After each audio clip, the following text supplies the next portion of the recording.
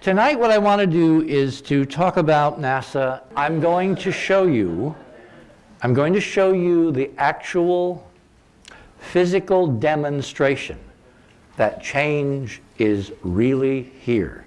Despite what you've seen on MSNBC or CNN or Fox or CBS or whatever, there is real fundamental systemic change quietly going on in the background.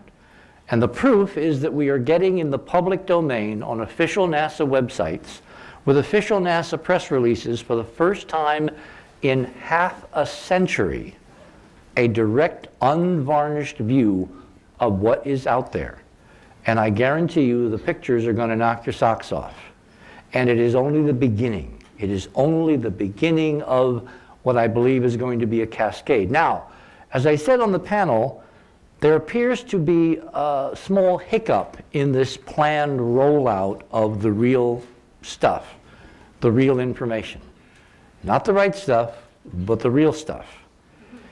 And the hiccup seems to be that they have freaked themselves out with how much real stuff there is.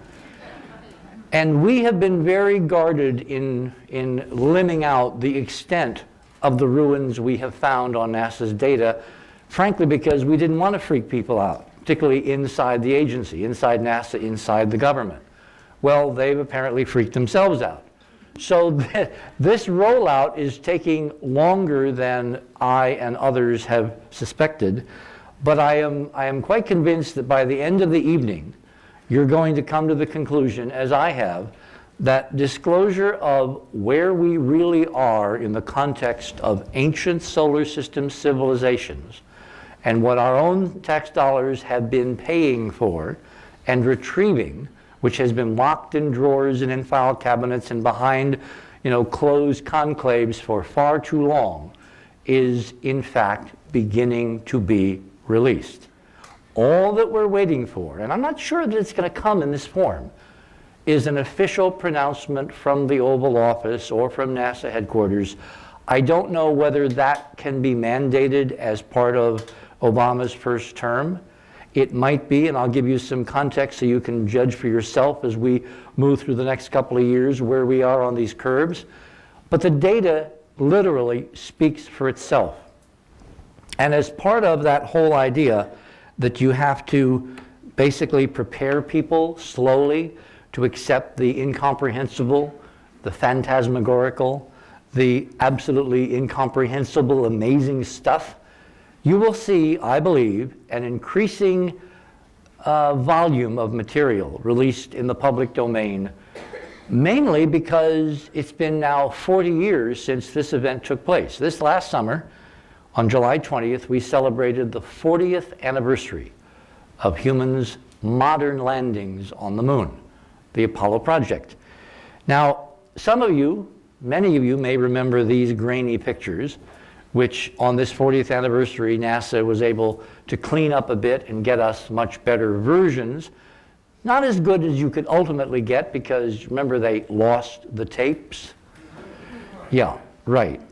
But what they've done is to take the numbers of different broadcast versions that came back from the moon by way of Honeysuckle and Parkes and those antennas in Australia and Goldstone. They have composited them together, and it's an old axiom that the more signals you put together in one frame, the more you can drive down the noise and enhance the signal that is there. So the latest versions actually look pretty interesting compared to this version, but I put this version up to show you what it was that I myself looked at that incredible night as mankind in this modern era walked on the moon after an extraordinarily long hiatus. Now, that's not something you're going to hear out of the mainstream. You're going to hear that Apollo was man's first journey to the moon. Well, as I think I'm going to be able to demonstrate tonight, and I will certainly be able to demonstrate by Monday night when we do the second half of this, which is the connection between Obama and 2012, and NASA, and a few other things, I think you will understand unequivocally that we are not the first. We are climbing back up some extraordinary ladder to a majesty that the human race once enjoyed and somehow let slip from its grasp due to complexities and events that, frankly, we haven't figured out ourselves yet. There are scenarios, there's bits and pieces of data. Part of the challenge of this is to put together the right story to go with the right pictures, with the right information, with the right politics, so that when we come out and make presentations like this, we can be pretty sure that we're close to the mark. Well, in terms of what happened, why we are apparently rediscovering our own extraordinary past, and most of society, most of the planet doesn't know this yet, that is a story yet to be told.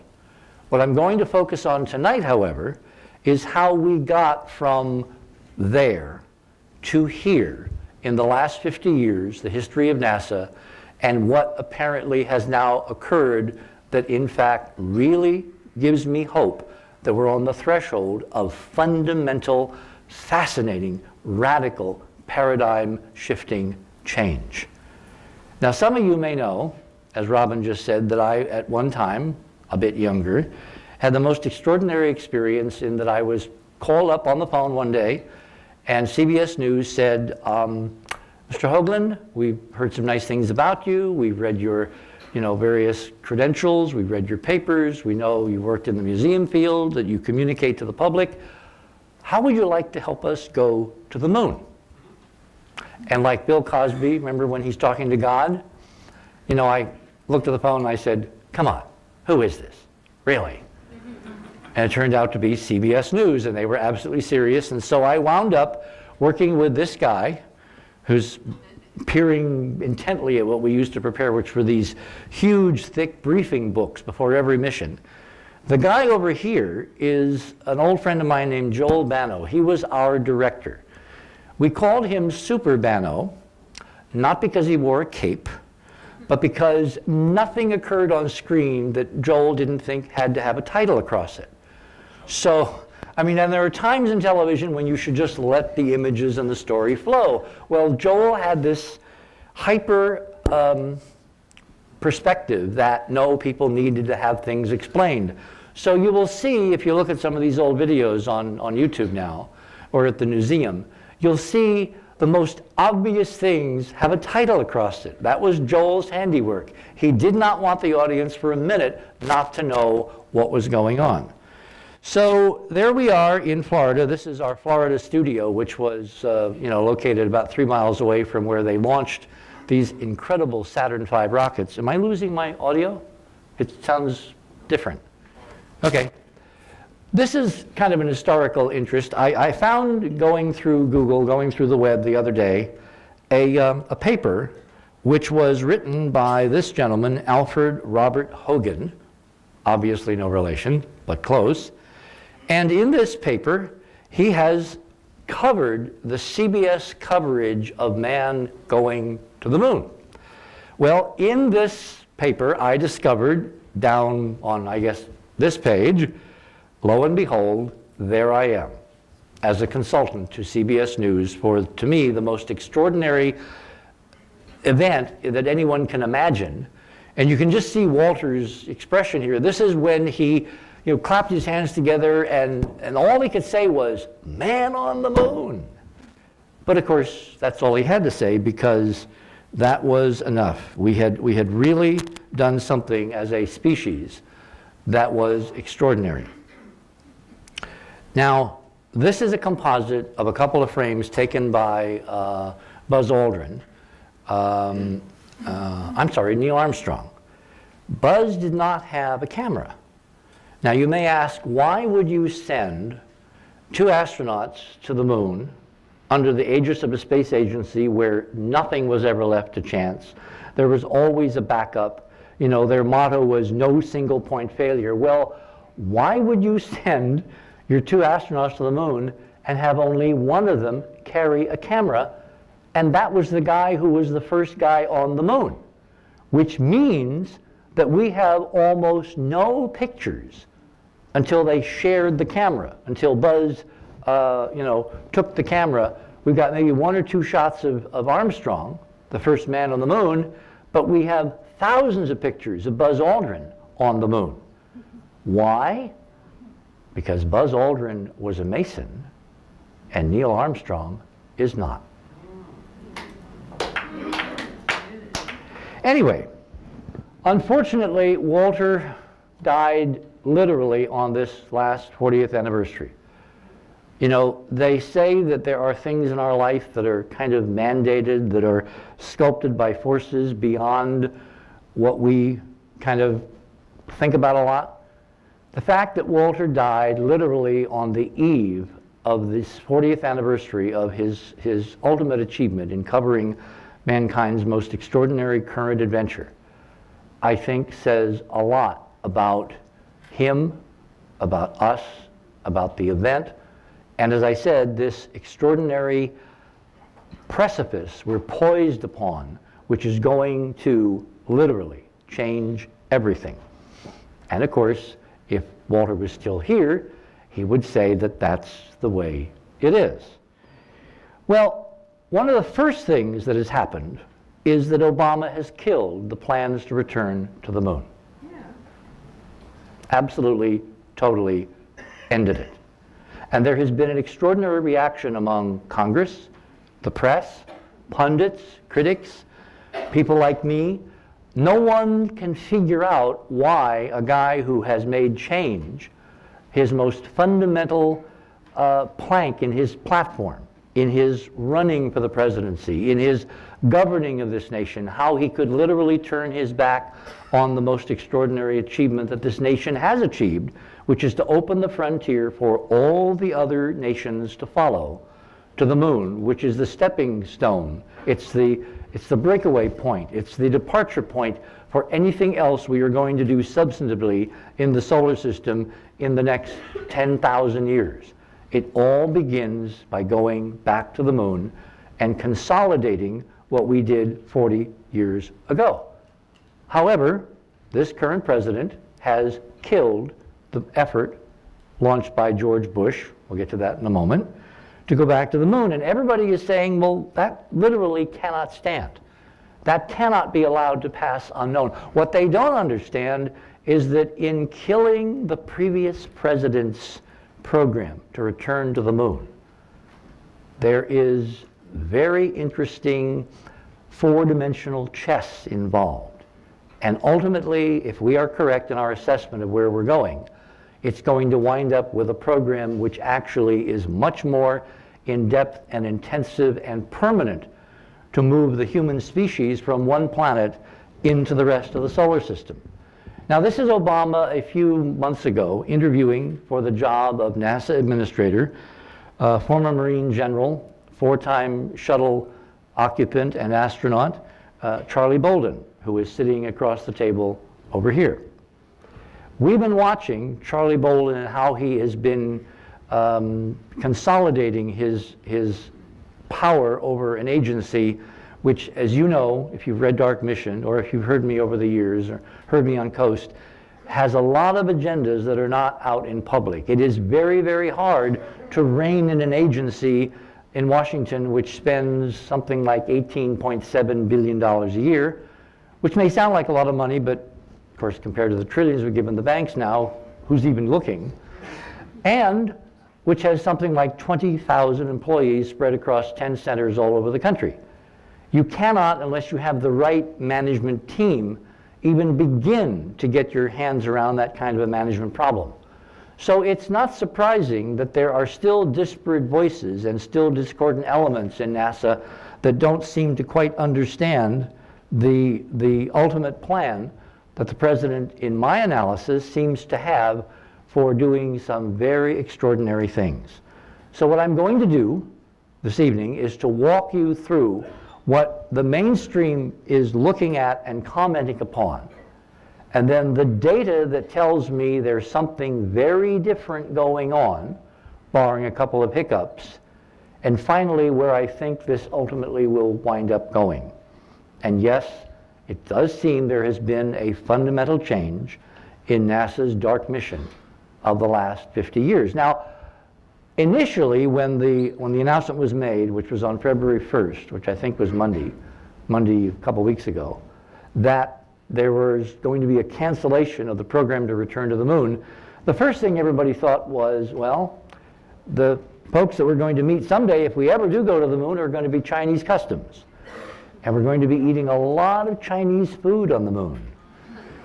Well, maybe and maybe not. I believe there's a much more interesting multi-leveled situation going on. And I think that if you read some of the analysis in the mainstream, you will see glimmers, almost between the lines, that there are other folks that are also sensing that this cannot be the whole story. It's kind of like it's only half of what ultimately is going to be revealed. One of the things that's happened, of course, is in Congress, there has been an amazing reaction, which I think the president has absolutely counted upon. Here's a Republican who says, "My biggest fear is that this amounts to a slow death of our nation's spaceflight program, a retreat from America's decades of leadership in space, ending the economic advantages of our space program that it has brought to the U.S. and ceding space to the Russians, the Chinese, and others. I will do all that I can to stop this ill-advised plan." He then says, "The president's U-turn on this issue is both bizarre and misguided." And I focused on that term, bizarre, because that's where we like to be, isn't it? Yes, it's bizarre because it is totally inconsistent. And no, Obama's attachment to NASA was not just a campaign slogan. I have evidence, both off the record and from behind the scenes, that there is a deep interest on the part of the president, and I can show you that interest in very simple ways, such as, in the last few months, NASA has made many discoveries in concert with several other key nations, which have obviously mandated that we need to go back and follow through, follow up, and that these discoveries are in fact predicated on a utilitarian usage on the moon of resources now confirmed to be there, which would make radically cheaper any permanent habitation, bases, colonies, or as I said a moment ago, the idea of using the moon as a stepping stone to other places in the solar system and beyond. Robert Heinlein, my departed friend, many years ago wrote that once you're in orbit, you're halfway to anywhere. That's true. Mathematically, it's really true. It's about half the energy cost of going anywhere else is simply getting from Earth into Earth orbit. So if that's true, and you find water on the moon, which can be broken down into oxygen and hydrogen to be used as fuel, rocket fuel, which radically cuts the price of living on the moon, going to and from the moon, going to Mars, going to Jupiter, going anywhere with human beings and extraordinary craft that are really real spaceships. How, with this kind of fundamental scientifically verifiable knowledge now, that there is indeed water on the moon, enough to fuel a whole space industrial infrastructure, how could you, as president of the leading technological nation on the planet, simply turn your back and say, no, we're not going to do that anymore. We're going to do some other stuff? One data point. Second data point. In the summer of last year, in June, NASA launched a mission called Lacrosse, which stood for Lunar Crater Observation and Sensing Satellite. And it caused a tremendous furor. I mean, talk about tremors in the force. You would have thought that the United States, under the aegis of NASA, was going to visibly destroy the moon on live television to hear people squealing and braying and all the idiocy and nonsense that was spouted about the Lacrosse mission. There were some wags who were saying, oh, they're going to blow up, you know, something the size of a several-mile crater, et cetera, et cetera. In fact, the crater that Lacrosse, in the form of the Centaur rocket falling on the moon, would have created, did create, was on the order of 30 feet across and maybe 10, 12 feet deep, maybe. But it gleaned us an extraordinary amount of information. It gleaned, finally, proof that there was a reservoir of water at the poles, and it grew that we could someday, with the right technology, go there, mine this water, and bootstrap an entire civilization, the likes of which we have not seen in this solar system for literally tens of thousands of years, as you will see. The other thing Lacrosse did, which makes it doubly or triply strange, or to use the congressman's term, bizarre, that Obama would apparently turn his back on this, is this. He found, as the spacecraft was falling toward the moon to record the impact, which occurred just about here in this close-up, high-resolution telescopic view as seen from one of the major observatories on the Earth. We saw things that look absolutely amazing in the context of Lacrosse's new political direction. Because just literally days before this impact, Lacrosse project officials officially dedicated the mission to Walter Cronkite. Now, that to me was interesting because, as you all know, I am probably the most visible member of the CBS team now that's still walking around and talking, that served under Walter and covered all this. So I looked at this and I said, you don't suppose that Lacrosse is sending messages about things? So I paid really close attention as we got the first images from the mission. And why do I have that there? I need to get rid of this. Okay, don't want to do that. Richard, could you go to the previous picture? Hopefully. I need a little flashlight. Anybody got a little flashlight? Because I can't see the darn keys up here. Okay, something small. Okay, that's, and I need to see how to work it. Okay, okay. And how long will it stay on if I... It's a LED, it should last a long time. Oh, okay. So I could like, I can't really do that. Okay. This is going to be interesting. I need to have 3 hands. You wanted to go back, okay? 2. Let me go back. Before that. Okay. What is that? What is what? At the top, it looks like something... You mean here? Yeah, that looks very formed. You know, like... Okay. If we do this, we'll never get through this, so let's save this. Because you're very perceptive, you're absolutely right. It shouldn't be there. It's not what everybody says it is. It's something much more interesting. But just hold that thought. I'm going to show you something that makes that look like a Sunday school picnic. Okay? So, we go forward.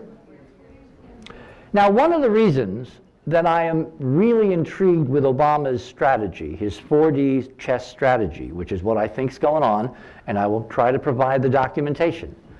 And for all of you who think I'm totally in the tank for Obama, no, not at all. What I'm working on is the same physics and the same political projections that allowed me to predict successfully before he ever had a prayer in public that he was going to be the 44th president of the United States. So in the idiom of Sean this afternoon, who read a long list of his successful predictions, come on, guys, I predicted the guy would be president.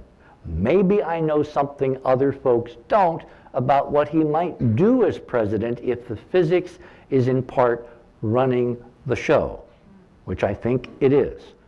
So, for instance, case in point, right in the same time frame as the Lacrosse impact was scheduled, within like a day, Obama suddenly throws on the White House lawn the first astronomical star party in the history of the American presidency. Not since President, I think it was John Quincy Adams, who instituted the U.S. Naval Observatory centuries ago, literally, have we had a president visibly, publicly demonstrate his interest in what's going on up there besides political modeling and geopolitical considerations. This guy really seems to be interested in what it is that we can see. Now, how do we know that? Because there he is looking through a nice celestron at the moon. the night that he invited something like 300 kids and teachers and a couple of astronauts, and there's his science advisor behind him. There's, of course, Michelle. And he's looking at the moon literally hours away from the impact of Lacrosse on the moon. Now, why is he doing that?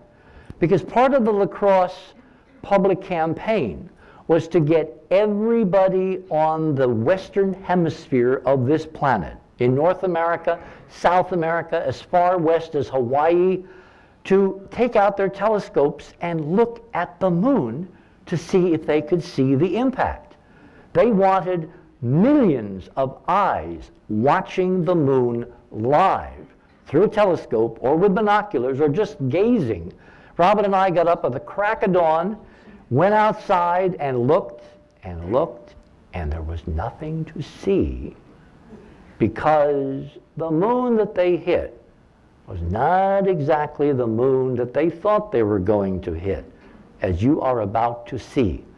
But Obama's strategy very clearly was to get a lot of attention, a lot of eyes looking, so that down the road there would be other ways of checking on the extraordinary information that they were planning to release.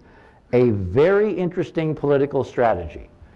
So here we have this spacecraft tooling along behind the Centaur rocket, weighing around 5,000 pounds, hitting the ground of the moon at around 2.5 miles per second, I believe, causing this explosion of about a ton, maybe 2 tons of TNT equivalent, you know, like an average car bomb in Baghdad. It's already used that, but that's something everybody now is unfortunately very familiar with. What happened after that is the most extraordinary and important part of the story. Here's a sequence of photos taken in time lapse before impact, at T0, T plus 2 seconds, 4 seconds. This is one of the infrared cameras on the shepherding spacecraft, the Lacrosse shepherding spacecraft, which, by the way, that name is not accidental. Shepherd is one of the names for Osiris Orion in the Masonic tradition, etc., etc., etc. This is all part of the same tapestry. Or should I use the word matrix? Yeah, why not? Anyway, so here we have visible evidence, but only from the spacecraft, that this thing hit the moon. Next photo is where we begin to see bizarre stuff. This was released a few days after impact. Remember, everybody was so disappointed. We didn't see anything. Oh my God, it was a big PR flop. All this hype and the president calling attention to it and nothing. Well, that was a very interesting technique for getting a lot of people in the press to really, really, really pay attention to what they consider privately stupid, boring stuff with NASA. I mean, who cares about NASA? That doesn't mean anything to anybody. That's not going to affect people's lives. Much more exciting to cover the healthcare debate, right? Anyway, so they released this photo. This is from the project scientist, Tony Calapreta, I believe is his name. And the little circled area is supposed to be a close-up of the actual moment of impact and the plume. Well, let's go closer. It turns out that that photograph is upside down. That in fact you have to turn it upside down and flip it so that it corresponds to the visible light images. Okay, first level of, shall we say, deliberate disorientation. Then, as you go closer, you can see that there's something else going on in these pictures. If you brighten it up, something really peculiar begins to happen. Now, tip your head just a little bit to the left. What do you see? You see an extraordinary geometric, multi-leveled, three-dimensional grid extending down into the south polar regions of the moon. There is no question at all, zero, that this stuff is not blatantly artificial. Now, why are we seeing it now as opposed to any time before? Because, for one thing, we've never been to the poles of the moon before. The moon has been destroyed by meteor bombardment. But the poles, because of the way that bombardment took place millions of years ago as part of our reconstruction of these events of the ancient solar system, it was much more damaging at the equator on the side of the moon that we can see, the side that faces the Earth all the time, than the side that we can't see, the so-called far side. That accounts for why the moon has two different faces, two different hemispheres, two radically different regimes because of meteor obliteration of the stuff on the side we can see. And the unfortunate thing was that Apollo, because of technical constraints and considerations and fuel and orbits and celestial mechanics and the ability of our technology in 1969 to barely get there, let alone get to really interesting places, it never went to the interesting places. It couldn't go to the interesting places. But an unmanned spacecraft was deliberately targeted to impact in the South Pole, and as it was diving down before itself was destroyed on impact, it flashed back and recorded these amazing geometric forms. Again, this is not possible on a natural moon surface.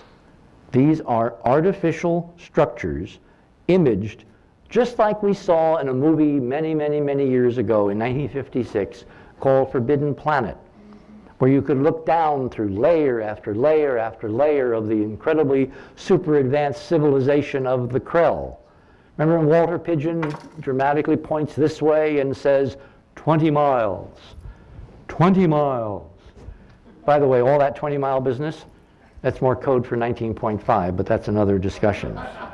Okay? No, I'm very serious. In fact, Sean and I are discussing, Sean David Morton and I are discussing, maybe doing a Hollywood night here in Los Angeles where we take all these movies that have all these codes and hidden messages and we go through them one after another and show how this tapestry in the throat chakra of Los Angeles has been trying to tell us the truth about what's really out there and the extraordinary adventure of which we really have been a part and have not known it because these messages are flying to and from, shall we say, special communities and not generally intended for just us ordinary folks.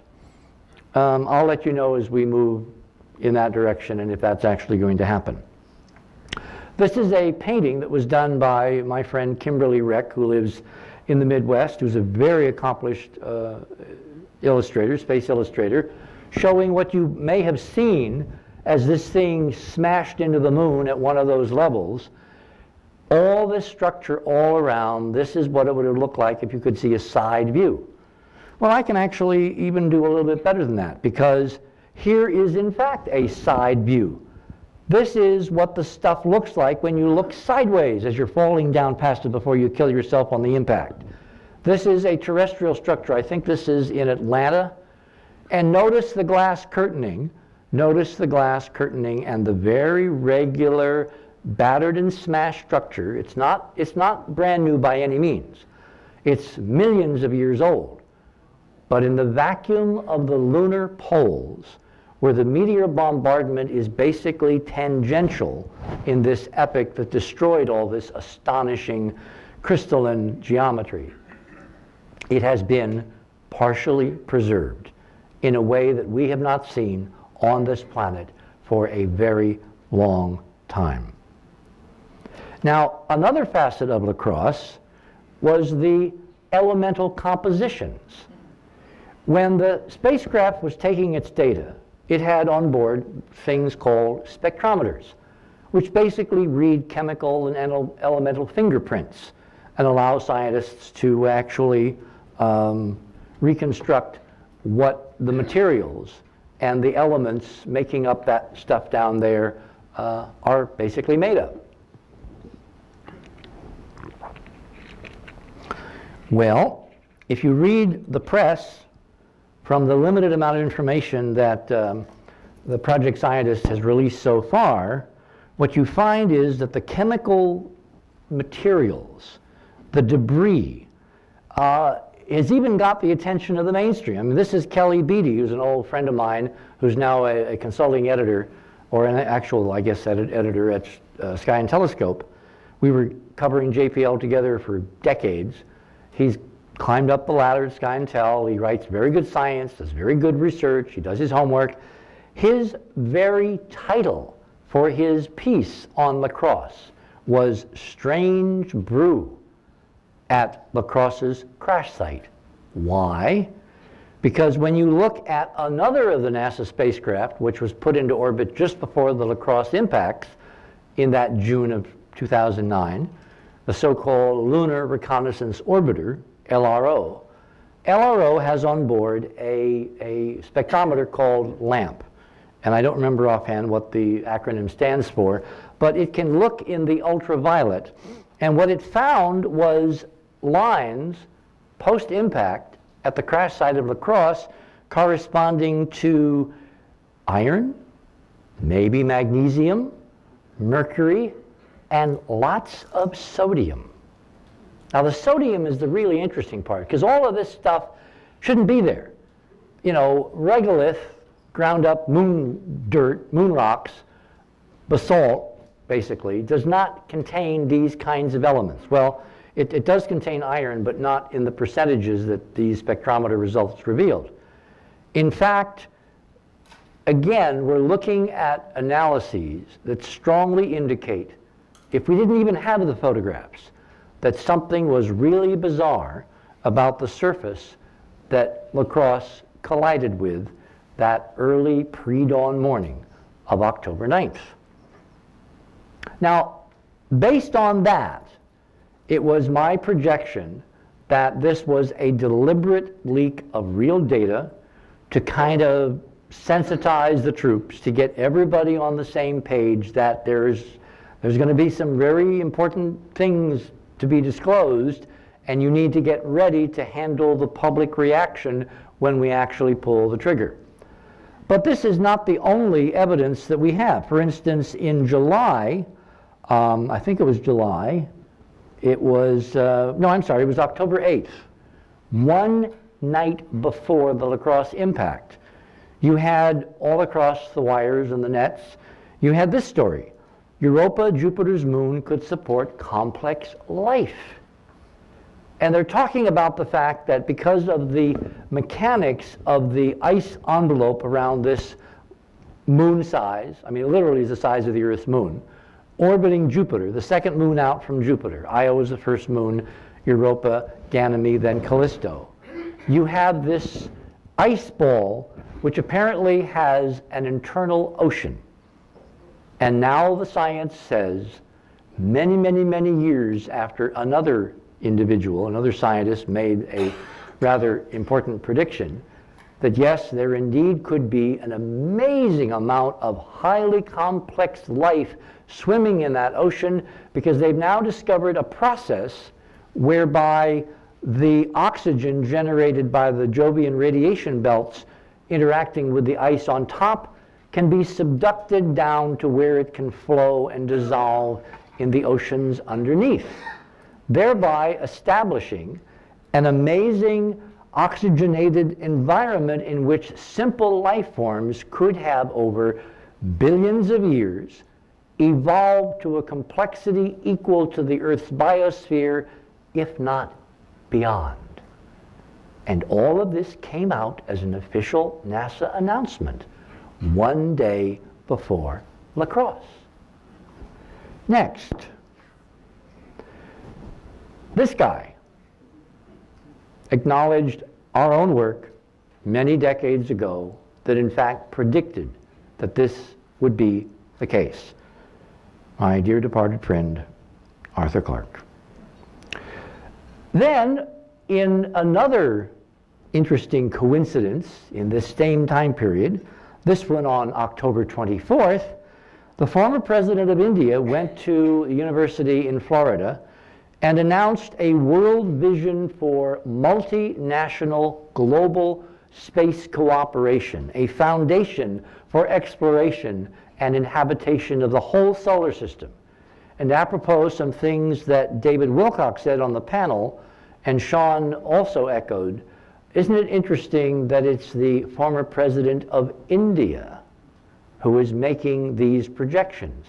The same way that it was interesting that the first state dinner that President Obama held when he came back from meeting with the leadership of China in Washington was the premier and current president of India, where, of course, we had the party crashers and all that attention to what was going on. Well, on Monday night, you're going to see other levels to that hullabaloo that we don't have time to go into tonight, that are not totally germane, but are part of this ticking background to what I firmly believe is an inexorable movement toward the D word. Oh, and then we have these guys. The Vatican, the Pope, has now come out and officially said there is life, intelligent life, beyond the earth. And they're just looking to find where it is. And this story was from November 10th. Gosh, all in the same time frame. Oh, and then we have this. This is from the Johnson Space Center. The date here is 11/30/09, still in November, but a few days later. And the Johnson Space Center, remember all that fuss a few years ago about the meteorite from Mars and the ambiguity about were the little guys inside microbes or just random chemistry?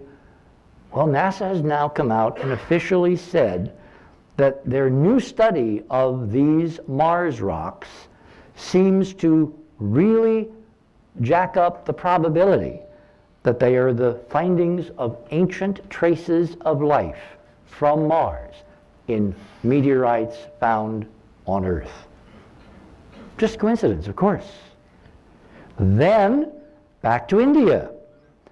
India declared, as part of its Chandrayaan mission, that it had actually found organic molecules in an evanescent atmosphere around the moon, indicative of life on the moon. Back to India. See, to me, because if anybody ever is going to formally tell us that we're much more interesting than we think we are, and much older than we think we are, and have done such more splendiferous things than we think we can ever do, the source of that information is the Vedas in the Hindu tradition in where? India.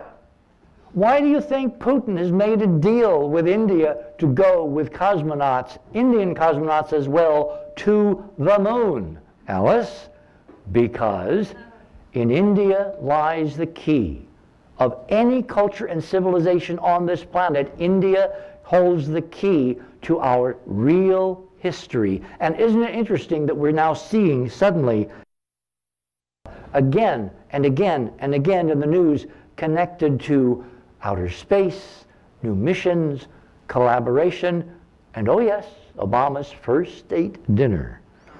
Oh, what an interesting coincidence that is.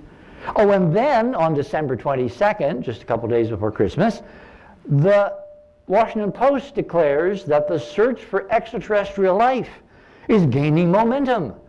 Now, of course, a few years ago, a certain senator from Wisconsin ridiculed NASA for trying to launch a SETI program, a search for extraterrestrial intelligence. He, in fact, I think even assigned it one of his, what was the award? The Golden Fleece Award, yes.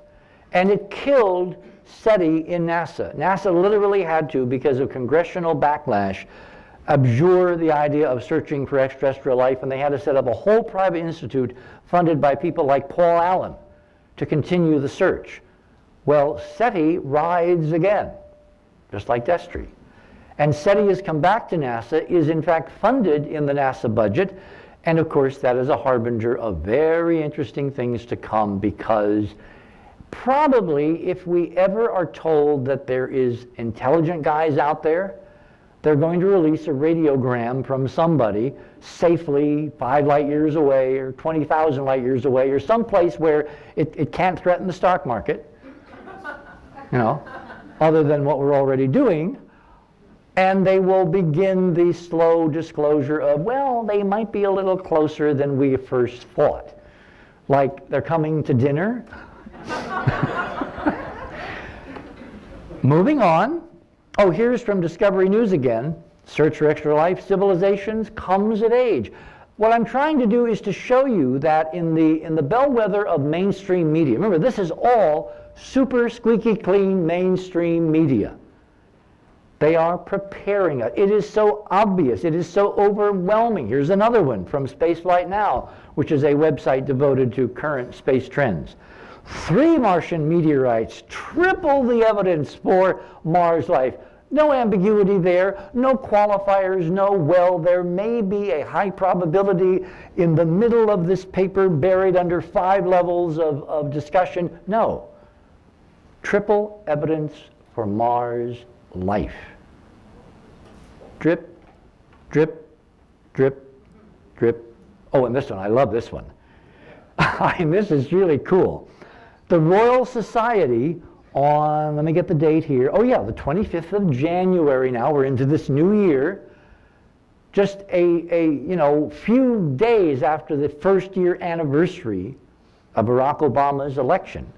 The Royal Society convenes an entire conference to discuss, as I talked with George about on the show one night, the idea that scientists should start looking for alien life right here. Now, what do you think they're really referring to?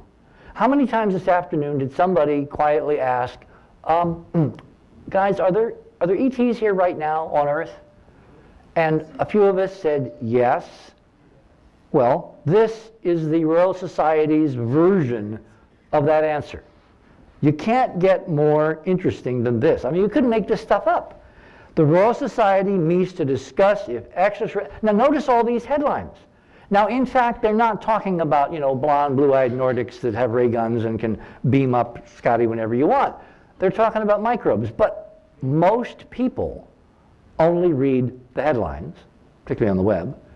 And, of course, if you're part of the in crowd and you read this, remember Roddenberry's rule. Gene Roddenberry, many years ago, after I showed him my first Mars data, took a whole day at Paramount. He cleared the calendar.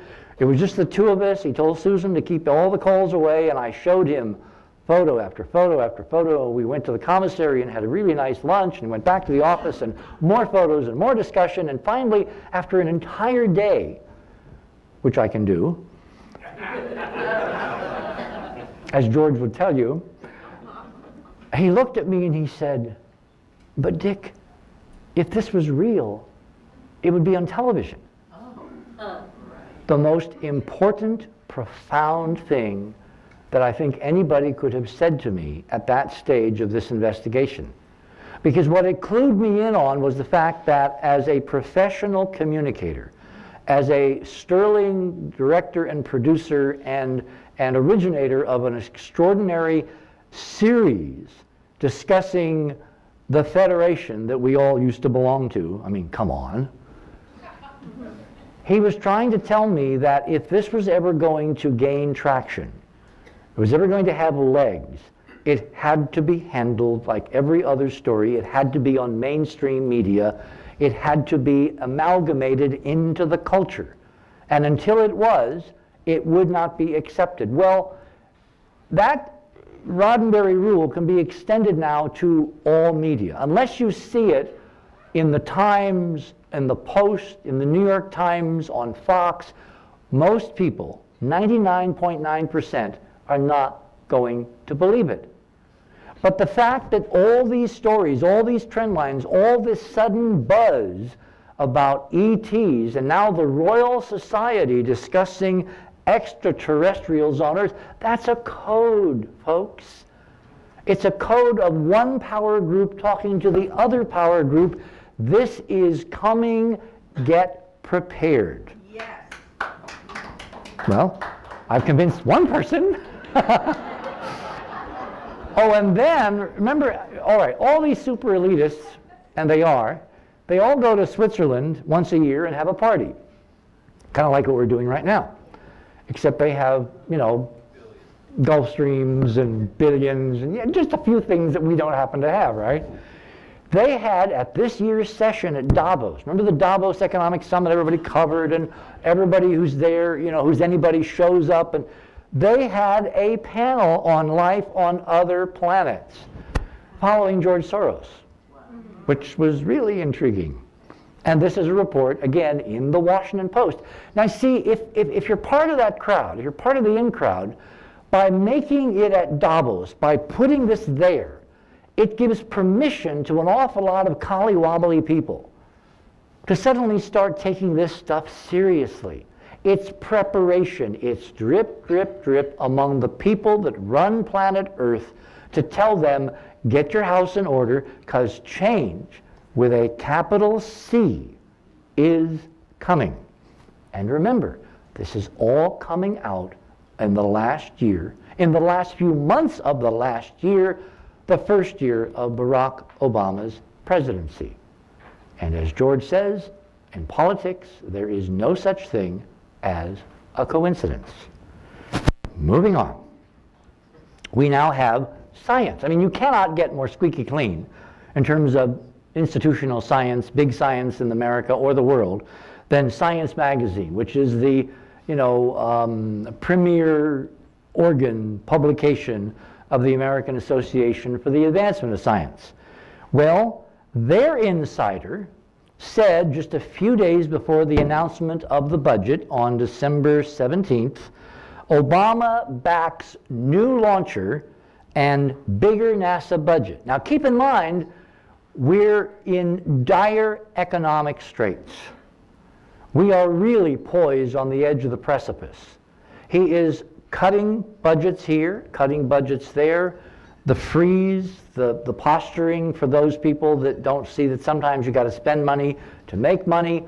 But the one agency where he is increasing the budget, counterintuitive to everything that anybody would say for a Democratic president, he is funding additional resources and research in NASA, and including, according to this story, the development of a new heavy lift launch vehicle, the reason being that unless you got the right launch vehicles, you ain't going nowhere.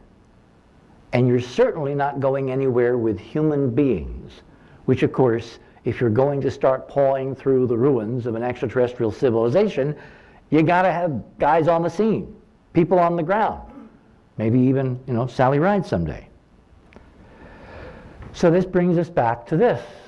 Look at this photo. I mean, really look at this photo. This isn't JPEGing. This is not image artifacts. This is not something I made up in the middle of the night in Photoshop. This is real official data released on the real NASA websites, and all we did was to brighten up the scene.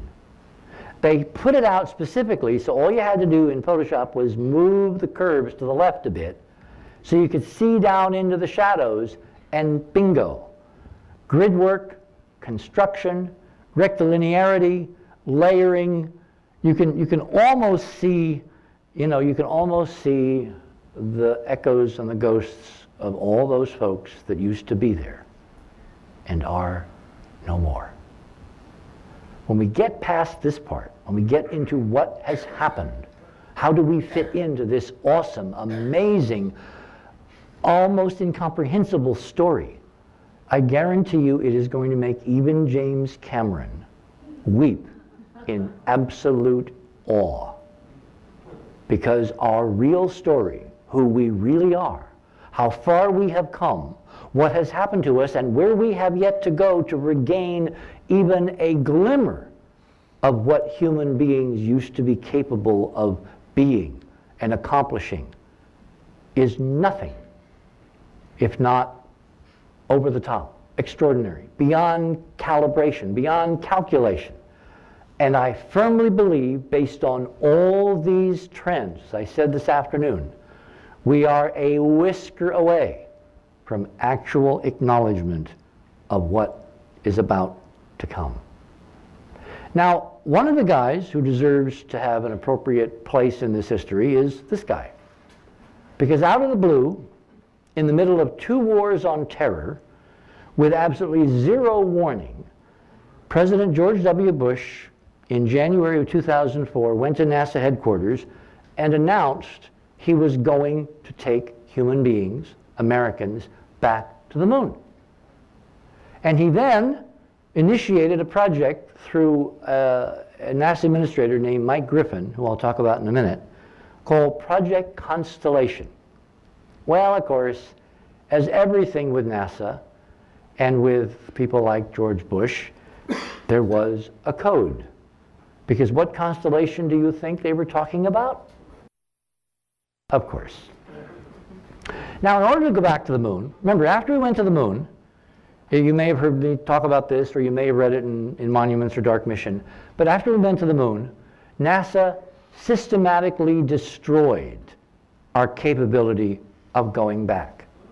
There are several of these amazing vehicles, Saturn V's, the most extraordinary, outer space achievement, certainly of mankind in this current era, maybe of any technological achievement up to and including possibly the space anyone in this era has ever achieved.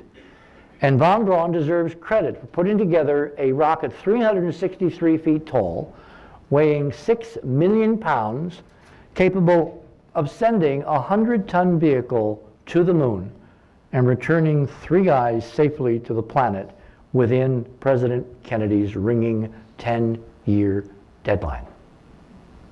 And after that was done, after a few missions, we stopped doing it. Not only did we, as a culture, as a nation, stop doing it, but we, as a culture, as a nation, through our government, sent the FBI around to every one of the contractors and subcontractors and took back all the blueprints so no one would know how to do it again. Again, documented. Google. Google, as I said this afternoon, is everybody's friend, but ours now. Okay. So what did George Bush propose? Well, what he proposed through the voice of Mike Griffin, who was his designated new NASA administrator, I think he has 5 degrees. He is a rocket scientist, doesn't just play one on TV. I had great hopes for Mike Griffin. The downside is there's a little part of Mike's past that should have told a lot of us what was really going on. Because Mike also worked for the CIA. And what Mike designed was a set of plans to go back to the moon that were both technically bad, really, really, really bad. Why? Because it cost a lot of money to fix all the problems. And B, they were so expensive that we could not afford it. The Constellation project, as envisioned, was dead on arrival. It did not have a prayer of actually ever accomplishing the task, even by 2020, which was some of the out-year vision of sending Americans back to the moon to stay permanently. And one by one, the various elements of Project Constellation got canceled, like the lunar landers, like the bases, et cetera, et cetera. I mean, Griffin had said, as he took the reins, as NASA administrator, I already own a heavy lift in a launch vehicle in the space shuttle.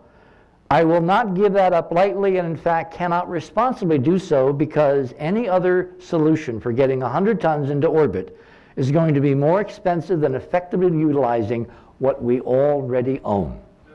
That was his public position, which he then turned around and did everything to undermine by, instead of taking, as it's called, and reassembling it so you could launch routinely and safely astronauts, cargo, landers, bases, everything, to build up an infrastructure on the moon where astronauts could be there for weeks and months and years exploring the ruins. He made it technically so bad and impossible and expensive by redesigning and basically chucking all the shuttle stuff that you basically went to a clean sheet of paper, and that would have cost hundreds and hundreds of billions of dollars, and the Congress would never, ever have supported it in the so-called out years. So Constellation, really, under Mike Griffin, became a dead end. It was supposed to consist of this booster called the Ares 1, designed to lift only humans on a 2-stage rocket. First stage was supposed to be the solid rocket boosters from the side of the shuttle. Second stage, a liquid fuel rocket, which would have boosted the spacecraft on top into Earth orbit. Then they would have joined a lunar lander rocketed into orbit by this monster called Ares 5. The Ares, by the way, is Mars. And that would have cost so much money that ultimately this 1.5 architecture, as it was called, was doomed to really bad failure due to bad redesign, redesign, redesign, redesign, redesign. Now, this is a comparison. Here's the Apollo Saturn V, here's the shuttle, here's the Ares 1, and here's the Ares 5.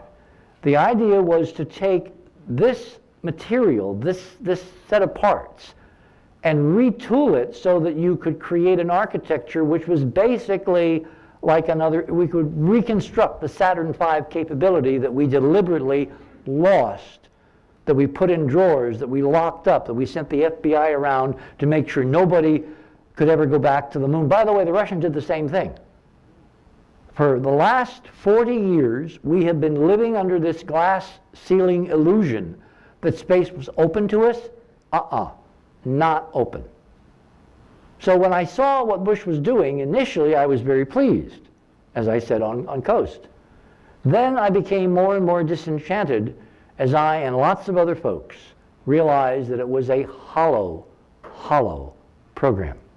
It could never have worked because it would collapse under its own financial and technical problems.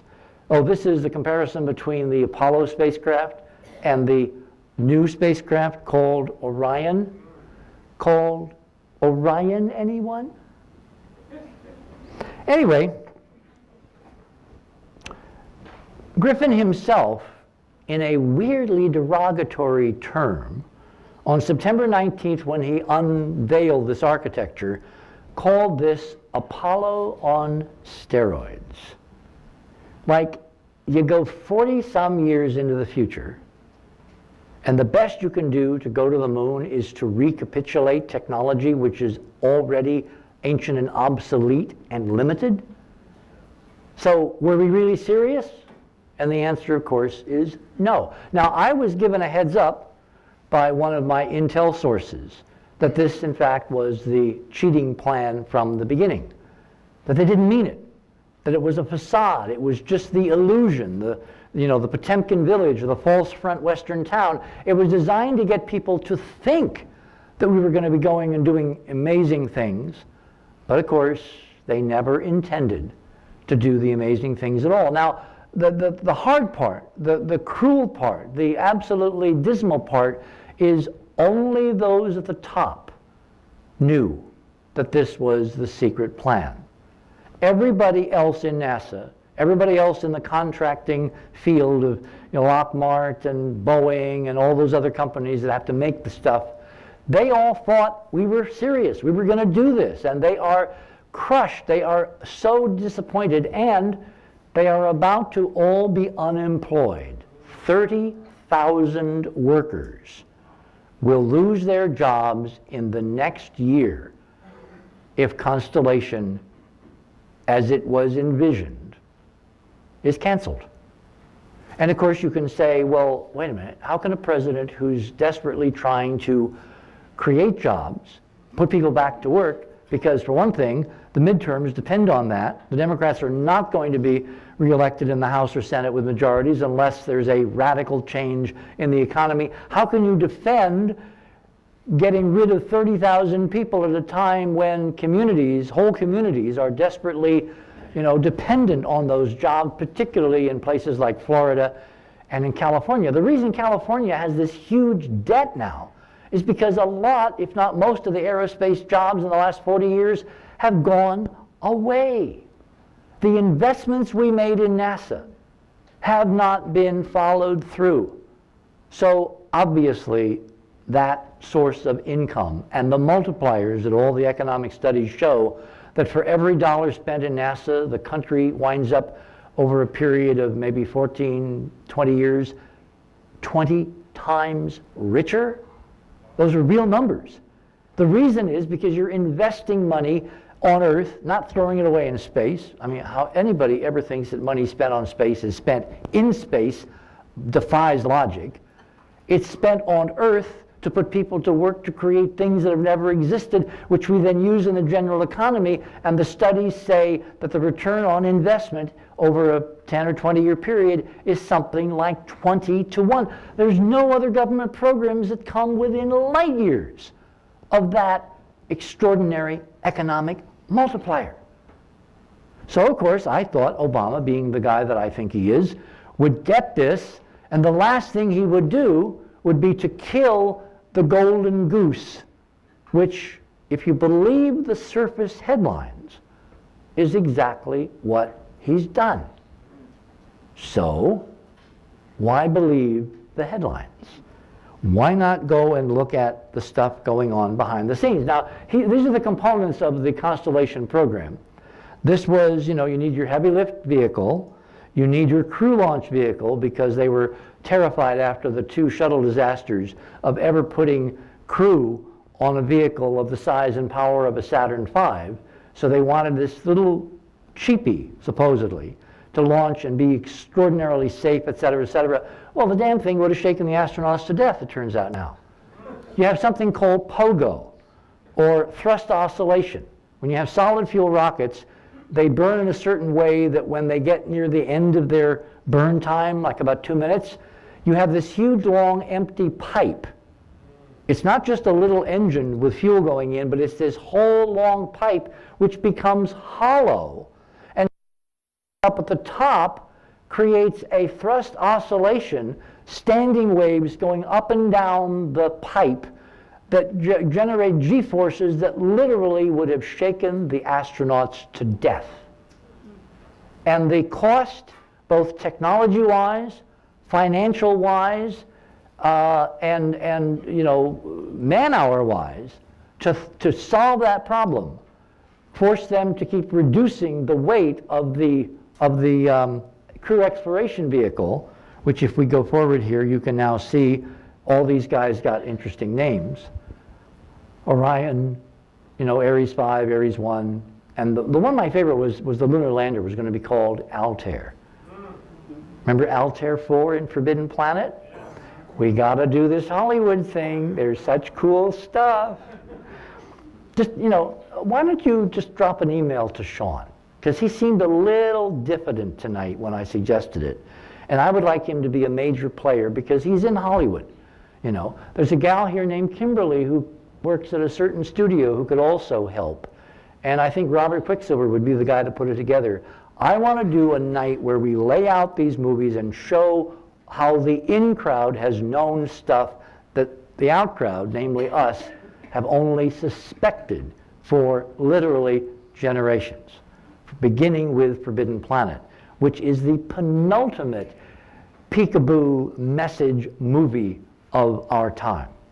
There is so much stuff in Forbidden Planet.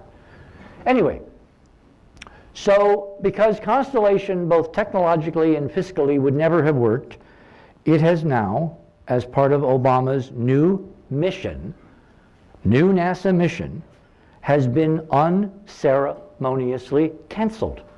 And the howls from coast to coast and around the world are not going to stop. And I think it's all part of Obama's 4-level, 4-dimensional chess plan. And, well, let me tell you what I think's going on.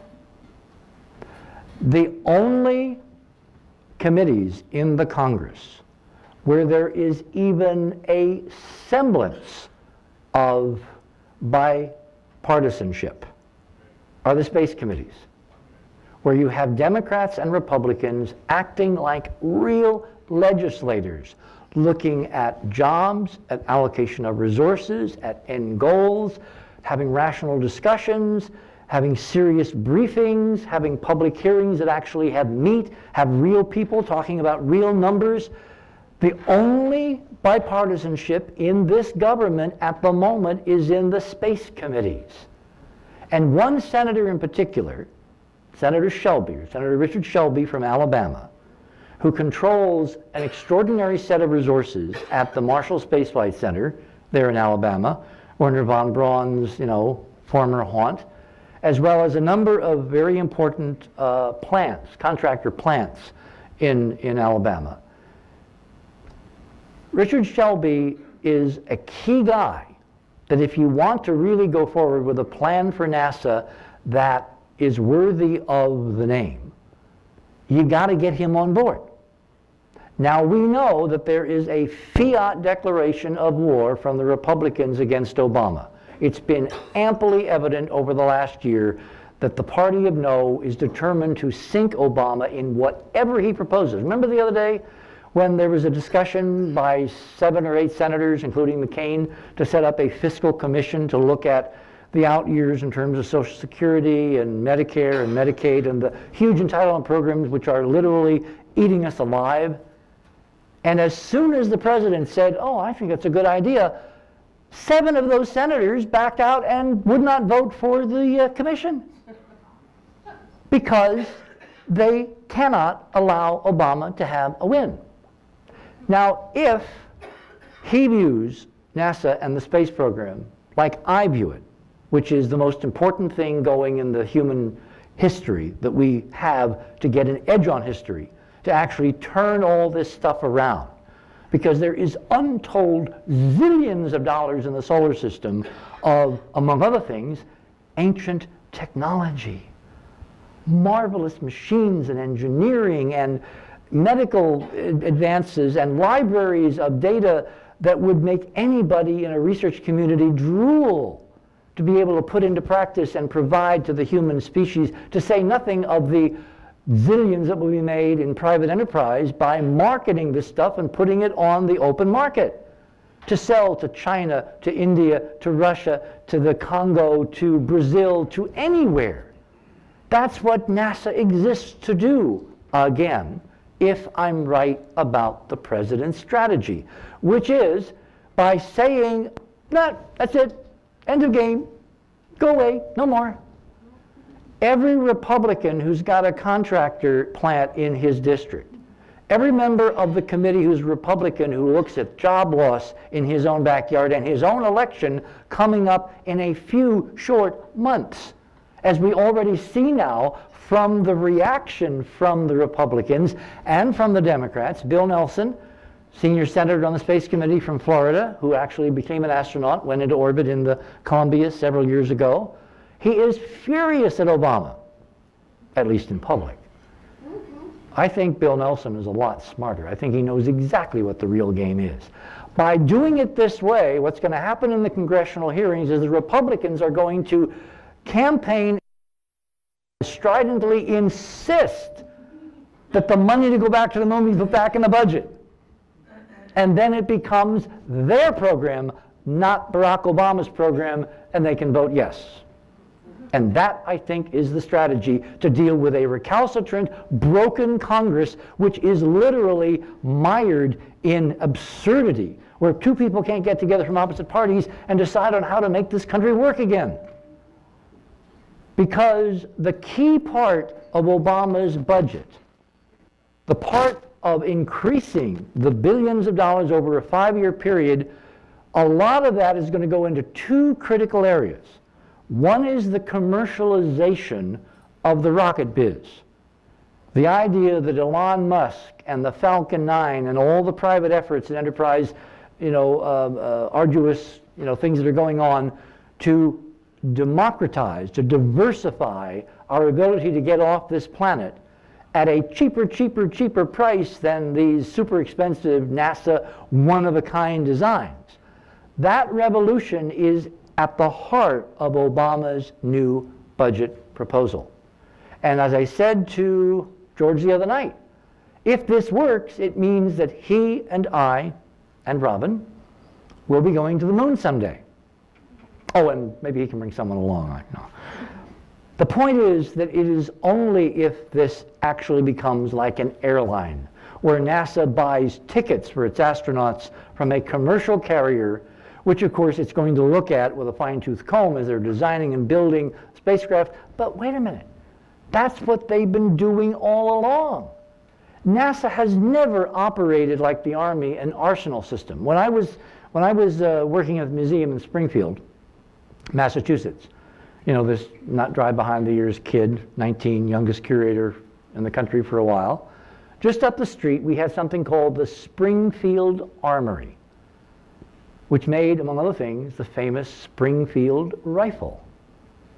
That armory was a government facility way back, you know, hundreds of years ago. It fought Indian wars, it fought the Civil War, it fought World War I, World War II. The Springfield Armory was where the U.S. government, where the Army made its best top-of-the-line rifles that kept an awful lot of kids alive. And it was a government-run program, and not one person said, "Oh, it's socialist! Oh my God, you can't have the government building something. That's communism." What Obama's proposing is not an armory system like we used to have and is well tested and works. He's only extending in a new realm the same contracting techniques that NASA has used from its inception, which is it designs the stuff, it then farms out the contracts to private enterprise, and the private enterprise guys make the stuff and make the money, and everybody in the local community benefits because there are jobs, and there's waitresses, and there's post office workers, and there's, you know, drugstore guys and gas station people, and the whole cascade of money flows through the economy and creates that 20+ multiplier over a generation.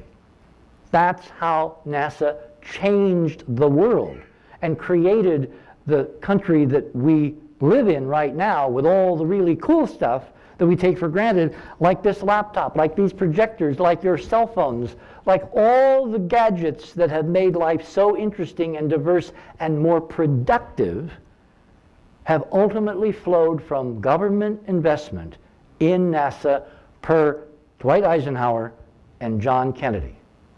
Have I lost the light there? Okay, we will pause while I take a drink of water.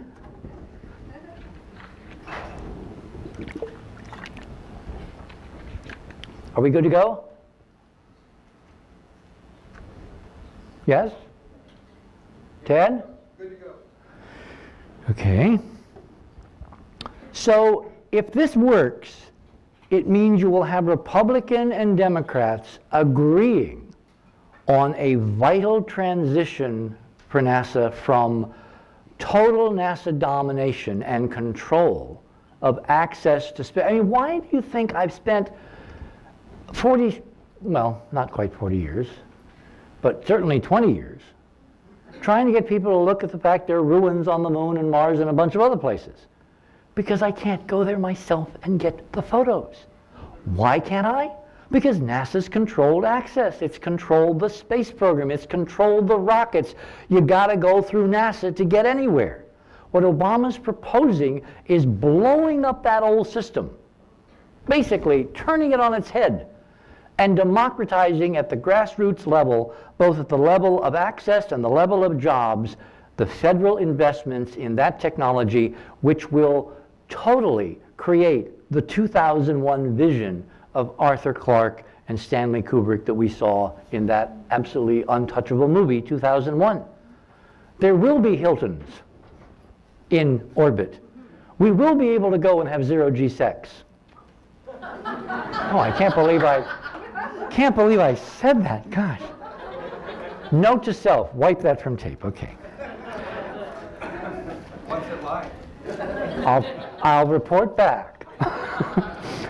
Anyway, in the background, as all this has been going on, during the latter years of the decline and fall of Project Constellation under its own impossibility, there has been a quiet team of NASA engineers at various NASA centers, particularly Marshall and a few others, who have been very much involved in designing and building NASA's rockets over the last, couple of generations, that have tried to propose an alternative route, a route which has a very long and very esteemed history inside the agency. They call themselves the Direct Team. Their shall we say, naysayers, their critics in NASA, call them direct fanboys. And the idea here is to do what Griffin originally proposed. Remember how he said in the shuttle stack he had a heavy lift launcher that he wouldn't let go of, which he then did? They are proposing to go back to Griffin's original idea and simply do it. Take the original materials from the shuttle, reassemble them in what's called a straight-on configuration, meaning no more, orbit was hanging off the side, which caused all the problems. Bad design, bad design from the beginning. Kill people. I mean, I was at the Cape in is it North Carolina? No, Georgia, St. Simon's Island, Georgia. When Wernher von Braun came down for a high-level NASA conference that I was invited to attend. That was back in the days when they all talked to me. And he came in, and they were having a luau on the beach that night. Big bonfire, lots of celebration. And he came in to tell us what the results were from his latest briefings to the Congress prior to the vote on the NASA budget and the initiation of the space shuttle program. And he had tears in his eyes when he described the technological kludge that was the shuttle that he had been forced to go along with, even though he knew ultimately it would wind up killing people. And it did. So the direct team, which are really NASA guys, and this shows you how all those years I've been telling you that NASA is not your friend in many areas. These people are so afraid of their jobs that they have remained in secret. They have remained hidden. They use code names. They use blank email addresses. They do not want to be identified publicly, because if they are, the previous NASA administration would have fired them because it was against policy. It was against Constellation. They weren't looking in those years under Griffin's leadership for the best way to do this. They were looking for the best way to kill this. And these guys kept the flame alive. If this all works the way I think it's going to work, they deserve a monument somewhere, someday on the moon to their vision, their persistence, their determination, their camaraderie, their courage, because they have come now within a whisker of succeeding and putting us back on a path where we can affordably do both. Because the secret here is that we can't just have an agency devoted to R&D or trying to commercialize rockets. We also have to have a goal. We have to have a mission. Remember where James Kirk in Star Trek looked into the camera during one of those episodes that Gene wrote? And he said, our mission is risk. That's what this starship is all about. We must go somewhere and do something and be a beacon to the world. And that's only from the folks that don't even know what's out there waiting for us to rediscover and to utilize, which is, of course, our own heritage. There is no way, if this happens, we can lose. There is no way, if this works, that the world will not be transformed for the better. And we're that close, led by a guy who's playing high-level, four-dimensional chess to get real bipartisanship and a commitment to do what John Kennedy began, and which this administration, if I'm right, is trying to complete. And we will see in the coming months if, in fact, this set of scenarios, this set of dots, this trend curve conforms to reality. I firmly believe that it can and that it does. Now, what we have on screen here is the decades-old antecedents for the Direct Guys program. This was some 1970s concepts of taking the shuttle stack, the ET, the solid rocket boosters, the engines, the space shuttle engines, and reassembling them into this straight-line version that could launch over 100 tons into Earth orbit on every single launch. You can build up an incredible amount of infrastructure with 2 or 3 launches. And then, as Heinlein said, you're halfway to anywhere, including Mars. Moving on, this is their sequence. These are various augmented versions of this straight line design, which, by the way, is something like between 1/3 and 1/10 as expensive as Constellation. And it could be flying orbits to Earth orbit or orbits to the moon by Barack Obama's last month in office. It could be the opening to his second term. It could demonstrate to the American people and the world, we're serious, we're back, and we're going for broke, and this time we're going to capitalize on all this amazing stuff that they don't know how to tell us is out there except by dribbling it out bit by bit by bit. Now, these are some of the cost projections showing schedules. There would have been a 4.5-year workforce gap under Constellation, extending to 6.5-year gap to bring the Ares 5 online, not counting the hundreds of billions of dollars. And all those people at the Cape would have been thrown out of work anyway under Constellation. That's the real sad truth. Because you can't pay all these people to just sit around waiting for the rocket to be ready. This very complicated, very expensive, very big, totally new design, which really has very little in common with the shuttle technology, if almost anything left at all. Or this shows the reality. And I find it interesting that one of the key guys in the direct team used this metaphor. I don't know whether he understands the depths of this metaphor. Maybe he does. Someday I may get the courage to ask him. This, by the way, is why it's so cheap compared to Constellation, because basically you just retool the external tank, which is a huge aluminum, lithium, hollow tube. And instead of having an end cap, you put the second stage on the front, and you put engines on the back with a thrust structure. The engines you don't reinvent because they already come from the shuttle program. You just redesign it depending upon your payloads, your astronauts, what you want to send, where you want to send it. And it's all so incredibly logical and simple. And it's like we kept looking at Griffin, why was he stuck on his plan? Well, everybody thinks it was his ego. And he does have an ego. I mean, we all do. But the real fact seems to be he had a hidden CIA agenda from the beginning. I'm saying it right in public, which was to kill NASA's future return to anywhere in space because of what is out there. And this is the direct, 3.0. The guys have a sense of humor, so they've kind of adopted, the Bill Gates stuff.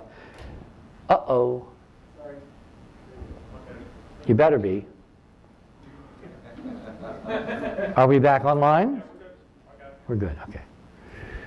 Anyway, it's all technically doable, but more important, it is financially doable. It won't break the piggyback because we're investing in real stuff, which will turn this nation back into a nation that makes real stuff. We have been living on the largesse of John Kennedy's vision and James Webb's application. He was the NASA administrator under Kennedy for the last 40 plus years. We've reached the end of that. We need the next wave of incredible innovation that practically can change the economic projections from downturn to the unimaginable.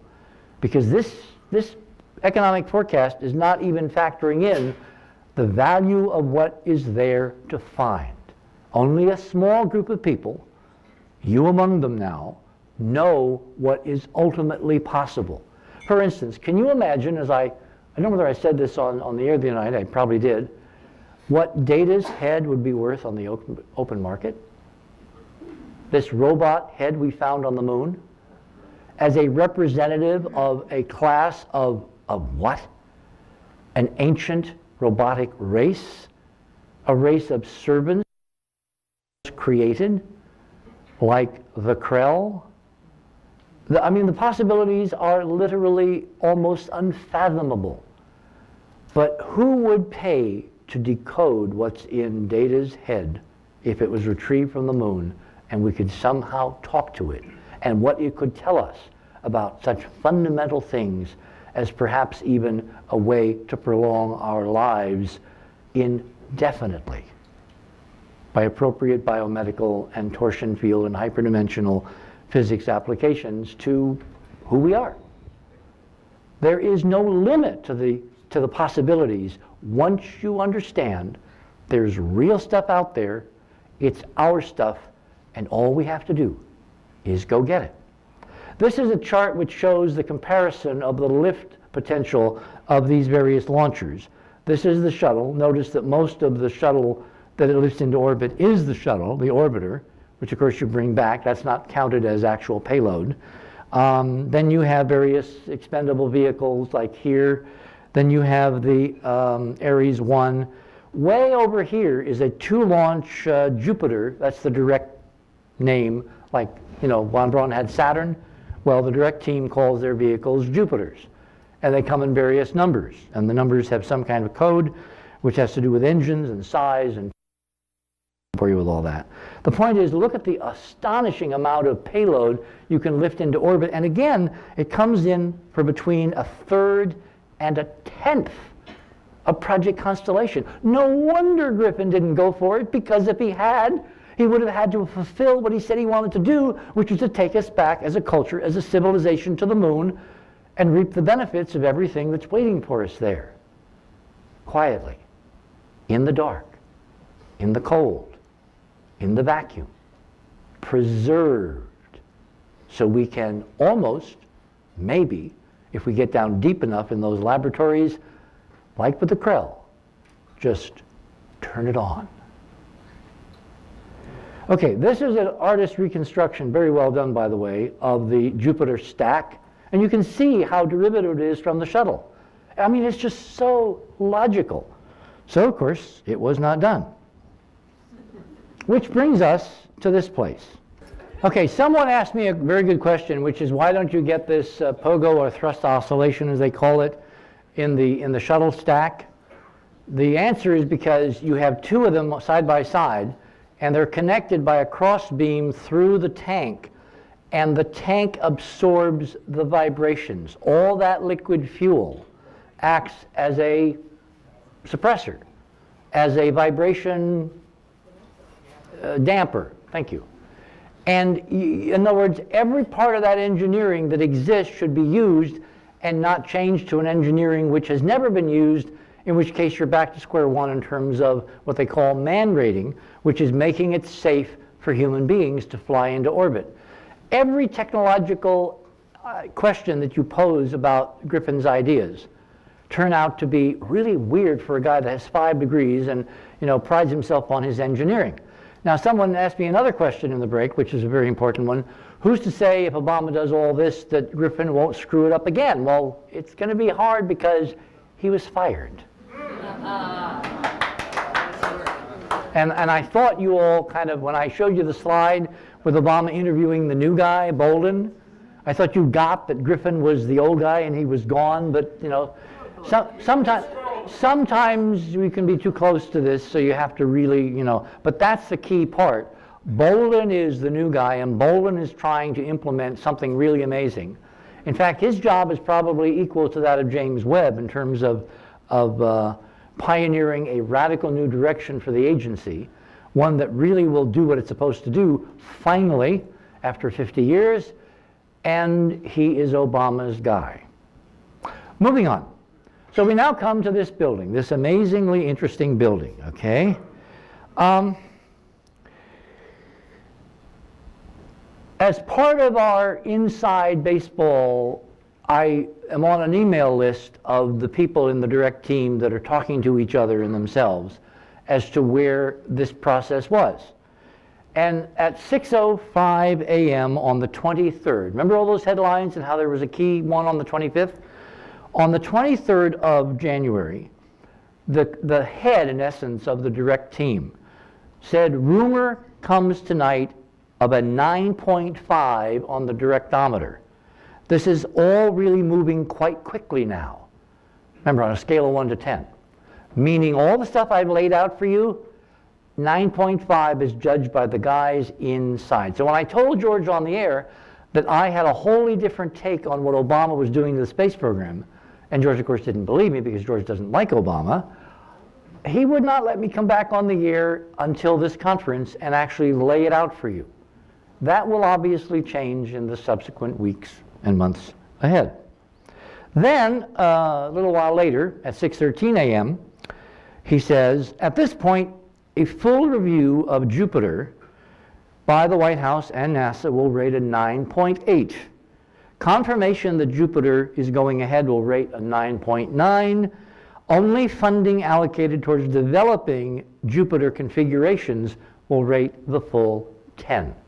Remember, this is the inside conversation among these NASA engineers as the politics are ticking down to the revelation of the budget on February 1st. Then, at 4:34 a.m. on the 23rd of January, not for the reason listed above, but we just struck gold and a different 9.9. This is so close, he says, I can taste it. Again, this is why we thought we were going to have a little different situation tonight than we currently have. Then he says, at 3:09 a.m. on the 24th, for those who are still wondering about the 9.9, let's just say it is time now that we all need to stop giving Senator Shelby a hard time. So right there you can see the intimation of the success of the political strategy even before it becomes a public strategy. Remember, this is inside baseball stuff, okay? Then, at 1:23 on the 29th, he says, everything I have learned, and can't talk about, says we have already won. Everything now fits extremely neatly into place. I am now 100% convinced this is the direct direction the agency is going, 100%. Now look, you never get engineers and scientists to say 100%. And I was very careful, by the way, not to pick George up on his offer for double or nothing on the vote and the bet, because I was able to successfully predict Obama's election based on the people and the physics. But I cannot use that to predict what the insiders are going to do in Washington to attempt to eviscerate and destroy this president and this proposal, which means I cannot bet the farm on what is going to happen because it's all literally political and it's real inside baseball and other factors and forces are in play. And people, unfortunately, unless we have an enormous response, are not going to play a significant direct factor, pun intended. However, they will play an indirect factor because every congressman who's looking to slash the United States position in space before the world of going from #1 to #3, considering Russia and China and India, they won't countenance that. So ultimately, I think we're going to win because the politics are that Shelby needs those jobs so he can get reelected, and that's why he's on board with direct. Moving on. So if Obama's budget is to cut the plan, even after all that positive stuff going on in those conversations in the last hours before the budget, you got to ask the question, well, what the hell happened? How come we don't really know that this is the plan? How come we have to read the tea leaves and do what they used to do in the Kremlin watching days, try to figure out what could happen based on what might happen now compared to what could happen in the future? Well, there's two possible answers to that. One is that when they saw this stuff, this is a Surveyor 3-shot taken back in 1967 after sunset, showing these incredible glass ruins on the moon from the surface. Remember, you're on an airless world.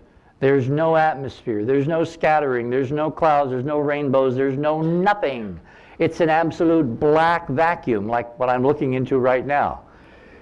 And yet here, you have this incredible, brilliant set of beads along the horizon, which is the forward scattered and refracted light from the glass on the surface, refracting sunlight literally hundreds of miles over the surface of the moon. And then you have this wonderful, crystalline, sparkly, amazing stuff sticking up into the sky. The meteor smashed and destroyed ruins of a civilization whose wonders even I find hard to imagine and comprehend what it will mean to the human race if in fact we get to proceed and use them again. And then we have this.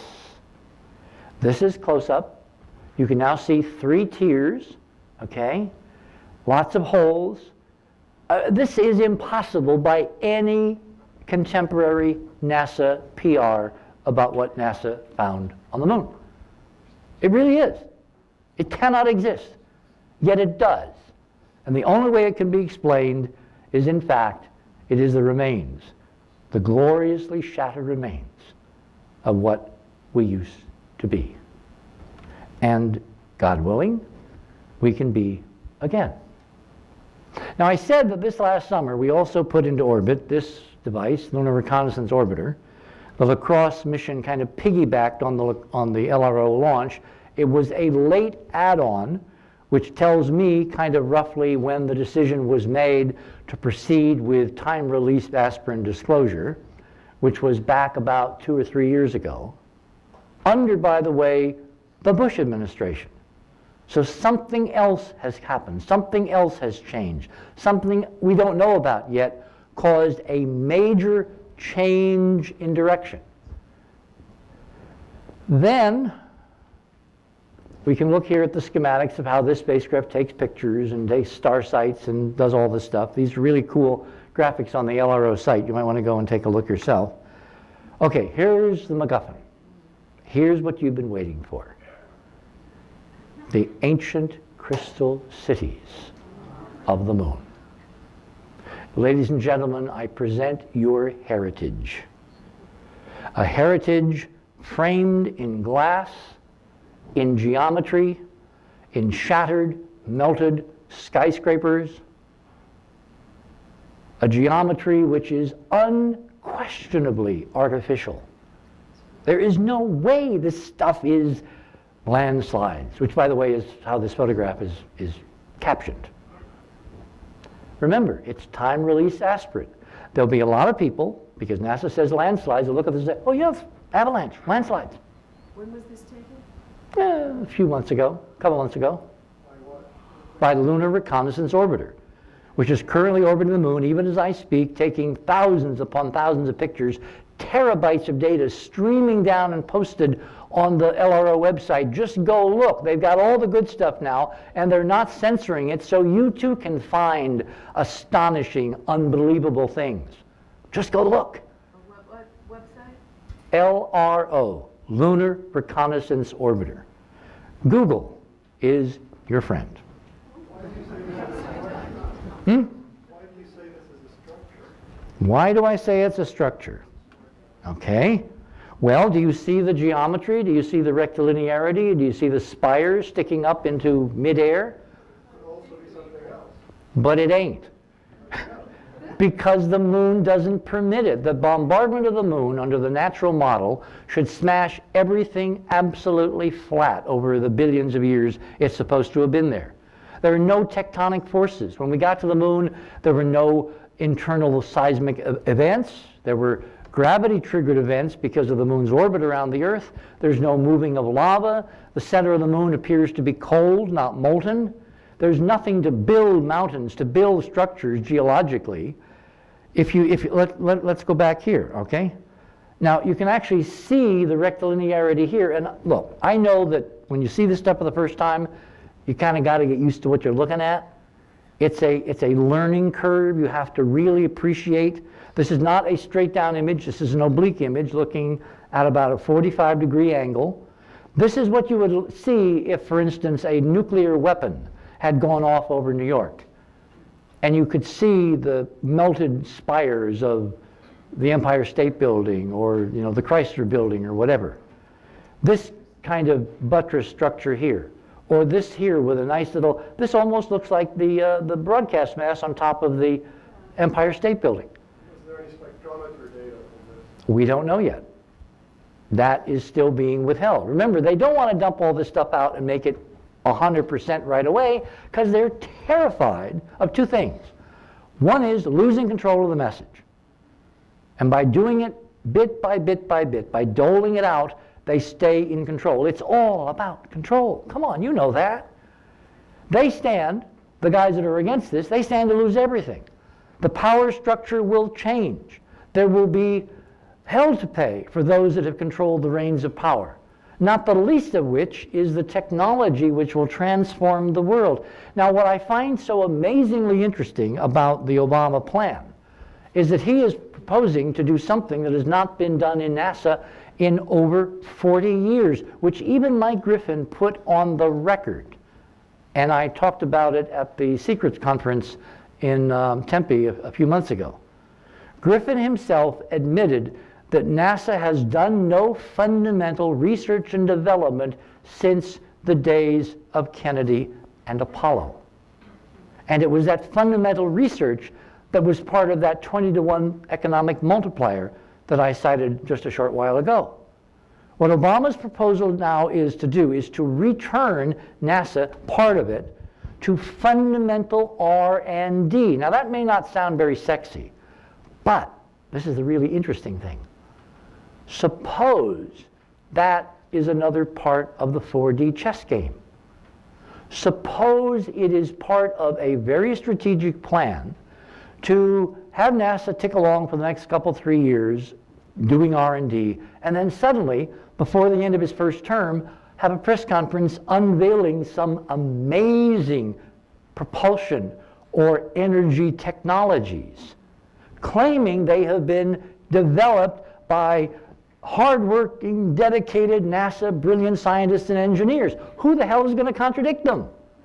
Whereas in fact, they may be using this as a cover to bring some of the black technology, the Tesla technology, the scalar stuff, the torsion wave stuff that I and Bearden and others talk about, into the open.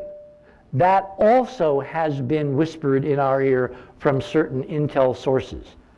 And until this budget and until the reallocation of resources to fundamental research and development by the agency was in print, on paper, I didn't believe it because it was just another one of those stories. Now that amount of money, an increase, when a lot of other agencies are suffering cuts and freezes, that increase provides the perfect political leverage to bring some truly game-changing technologies into the open, and you never have to say, oh, we were suppressing that stuff for decades or lifetimes. You simply claim NASA invented it because the vision of Barack Obama. It's perfect, and it will work, and we will all benefit. Now, there wasn't a lot of time for me to look at in-depth analysis of the mainstream to Obama's proposals before I came to the conference this weekend. But I did read a couple of things from the Times and the Post, op-ed pieces, where there were some people who were talking about the fact that this is of a magnitude that NASA and this nation have not seen since John Kennedy took NASA and sent it to the moon. That it represents that fundamental AC state change. And what I'm thinking is those folks know something or suspect something and know, because of the politics and the polarization of Republicans and Democrats and the frozen nature of our government, the fact that the Senate is not working now. It cannot work with this House divided where nobody can sit down and simply get a deal to make the country work. And the mainstream is noticing that the filibuster is the problem and the recalcitrance is the problem, and there's no mutual meeting of the minds. It's going to be really interesting to see what happens during this televised healthcare discussion between the Republicans and the Democrats that Obama is going to preside over on the 25th. I frankly think we're going to find, coming out the other end of that, a template for the kind of bipartisan agreement for the good of the country, where both sides give up something so that we all get something, which is the way it worked since the founding fathers. Since this year, in the last couple, 3 years, the filibuster has been ruled that you have to use it for every single piece of legislation, which means we have frozen in place and we can't deal with anything. I think Obama is strategically using NASA and that set of committees where there is the closest thing to real intelligent consideration of issues as opposed to grandstanding, to force people to come to the table and make deals that will benefit all the rest of us. And again, most of what he's proposing is in the private sector. I cannot emphasize that more. It's the exact antithesis of this socialistic idiocy, which of course is what you do when you're trying to destroy your opponent as opposed to work with your opponent. And that is going to be fascinating to track over the coming weeks and months and years. Change is coming, and is coming in a form that people cannot yet recognize, because unless you change the system itself, nothing is going to happen, and the United States is going to be a third world banana republic before too many more years. And for those that look at this and don't see it, download it from the LRO website, look at it carefully, go to Enterprise, it's up there, study it, live with it, as I have, and you will see that what I'm saying is there, is in fact there. Do you have any idea the size of that, Richard? Yeah, they're skyscrapers, like on Earth. They're 1,000 feet high. Or smaller, depending upon how they've been whacked off by whatever extraordinary forces. I mean, remember, this civilization did not die quietly, it died disastrously. It died in a solar system-wide conflagration, the likes of which only maybe Tom Van Flandern and I really understand, and even we don't, because it was that humongous, and it set us back millions of years. It deprived us of what we used to be, confined us to this one little spit of dust, fighting over a few scraps, killing each other over something as dumb and absurd as oil, you know, fossilized dinosaurs. Give me a break. Is that what happened to Mars too? That's what happened to the entire solar system. And someday when I get some peace and quiet and can write, you know, the final book in this that I'm envisioning, which is The Heritage of Mars, Remembering Forever, you will see the whole scenario. And depending upon the rate at which we find out new stuff, I might actually be able to write that book somewhere there. Maybe. See, again, this is a guy who's really into it. And that is a picture you can't fake. There was no political reason to do that the night before the Lacrosse impact except to call attention to what's up there and his relationship to what's up there and what he is planning to do. Oh, and a few weeks after taking the office, he and Michelle went around to DC schools. I know something about that because the first Enterprise was actually launched in a DC school, a magnet school on Capitol Hill, Dunbar Senior High, where we created the Enterprise mission. We created the USS Dunbar. We had kids using NASA equipment and NASA expertise and NASA visitors, including the NASA administrator, Admiral William Truly, and Barbara Bush, First Lady of the United States, came to bless Enterprise in Washington in the school system. And George Walker Bush, Herbert Walker Bush, her husband, Bush 41, actually nominated us for a Point of Light award, and NASA did not want us to have it, so we didn't get it. But the nomination, as they say, you know, I like to thank the committee, etc. You know. Anyway, so he and Michelle go to one of these schools and they do this reading thing, right? Because they're trying now to re-energize the idea that education begins as early as possible by inspiring kids to want to live in a future which is up and not down. And what was the book he chose to read? This book, The moon over Star. Star is the little girl who on a farm somewhere in, I think, rural Georgia, looks at the moon and imagines what her life can be if people can actually go there and walk there as she's seen on television. And Barack Obama chose the book, chose to read that book. And as soon as I saw that, which was in the first few weeks after the inauguration, I said, this is the guy I thought he was. How is he going to make this miracle happen? And I've watched painstakingly as he has been blocked here, blocked there, attacked, vilified, and ultimately we are all, I think, going to win, including the results of the Lacrosse mission. And with that, ladies and gentlemen, I thank you.